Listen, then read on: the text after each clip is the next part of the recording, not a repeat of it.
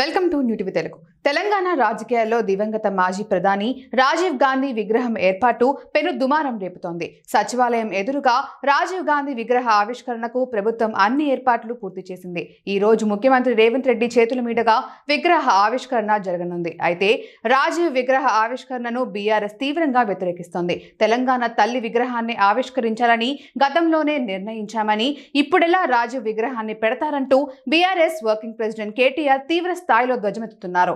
రాజీవ్ విగ్రహ ఆవిష్కరణపై ట్విట్టర్ వేదికగా కేటీఆర్ మండిపడ్డారు.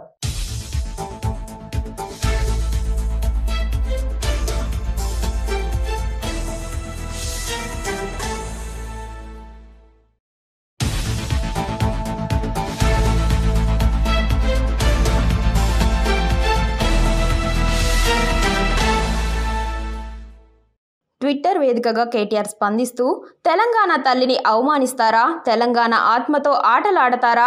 తెలంగాణ అస్తిత్వాన్నే కాలరాస్తారా? తెలంగాణ ఉద్యమ స్ఫూర్తి ఊపిరి తీస్తారా?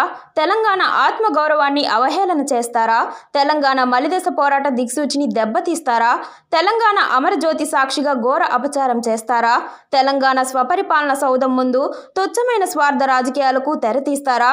4 కోట్ల ప్రజల గుండె చప్పుడైన తెలంగాణ తల్లి విగ్రహం పెట్టాల్సిన చోట రాహుల్ గాంధీ తండ్రి విగ్రహం పెడతారా?